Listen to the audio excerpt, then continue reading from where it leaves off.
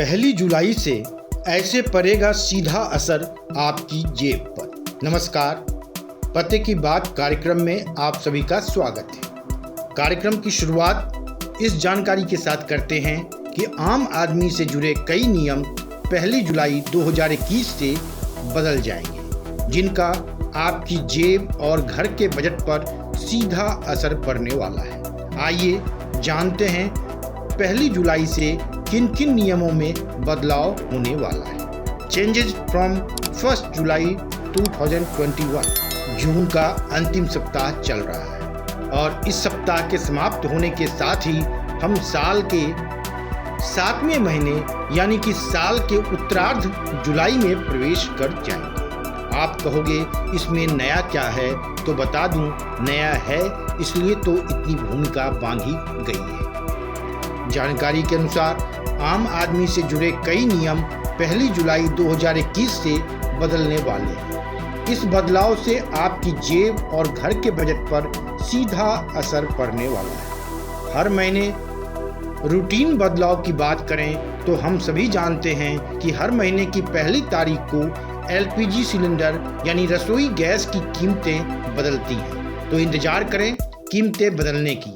कम हुआ तो ठीक और बढ़ा तो कितना, यह पहली जुलाई को पता चल जाएगा। वहीं इसके अलावा state bank of India bank के एटीएम से पैसा निकालने और चेक को लेकर भी नियम बदले जा रहे हैं। जानकारी के अनुसार देश का सबसे बड़ा पब्लिक सेक्टर बैंक एसबीआई अपने एटीएम से पैसा निकालने, बैंक ब्रांच से पैसा निकालने और चेकबुक को लेकर नियमों में बदलाव करने जा रहा है।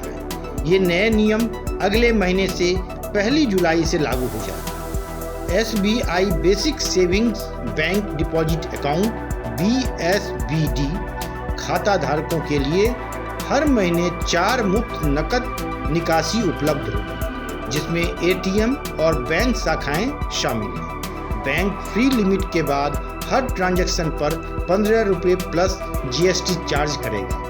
नकद निकासी पर शुल्क होम ब्रांच और एटीएम और गैर एसबीआई एटीएम पर लागू होगा। इसके अलावा चेकबुक शुल्क में भी बदलाव होने जा रहा है। एसबीआई अकाउंट होल्डर्स को एक फाइनेंशियल ईयर में 10 चेक की कॉपी मिलती है।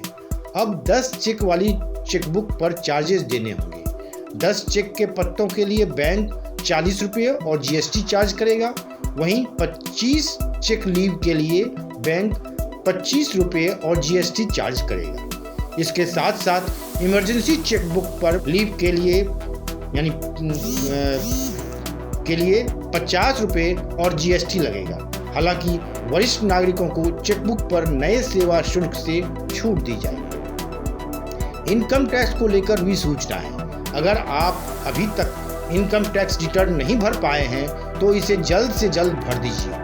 इनकम टैक्स के नियमों के मुताबिक अगर आपने 30 जून तक रिटर्न नहीं भरा तो 1 जुलाई से आपको डबल TDS चुकाना पड़ेगा। यही कारण है कि इस नियम के कारण ITR फाइल करने के लिए दोबारा मौका दिया है। ITR फाइल करने की आखिरी तारीख 31 जुलाई होती है, लेकिन यह तारीख 30 सितंबर तक बढ़ा दी गई है। कैनरा बैंक का IFSC कोड बदल जाएगा पहली जुलाई से। कैनरा बैंक 1 जुलाई 2021 से सिंडिकेट बैंक का IFSC कोड बदलने जा रहा है। सिंडिकेट बैंक के सभी कस्टमर को अपने ब्रांच से अपडेटेड IFSC कोड के विषय में जानकारी लेने के लिए कहा गया है। कैनरा बैंक की तरफ से कहा गया है कि सिंडिकेट बैंक के विलय के बाद सभी ब्रांच के IFSC कोड में बदलाव किया गया है।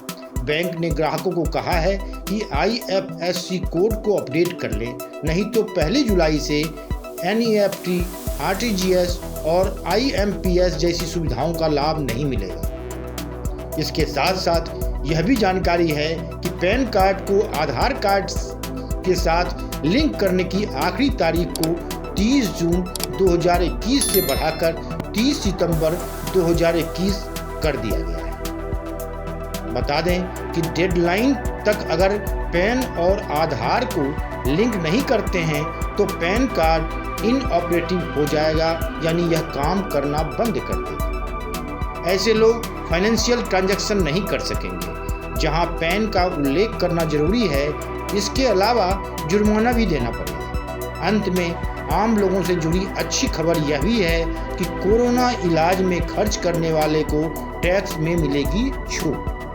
साथ ही अगर किसी नियुक्तिकर्ता ने अपने कर्मचारी के कोविड इलाज पर खर्च किया तो उस कर्मचारी को कोई टैक्स नहीं देना होगा। अगर किसी की मृत्यु के बाद नियुक्तिकर्ता अपने कर्मचारी को एक्स ग्रेशिया राशि देता है तो उस व्यक्ति के लिए टैक्स में छूट होगी। साथ ही अगर कोई बाहर का व्यक्ति किसी दूसरे व्यक्ति की मदद करता है और मृत्यु के बाद उसके परिवार की मदद करता है तो उस परिवार को टैक्स नहीं देना पड़ेगा, लेकिन इस पर 10 लाख रुपए तक की सीमा तय की गई है। पते की बात एपिसोड में आज इतना ही। अगले एपिसोड में नई जानकारियों के साथ फिर आपके समक्ष हाजिर होऊंगा। तब तक के लिए विदा दें। धन्यवाद।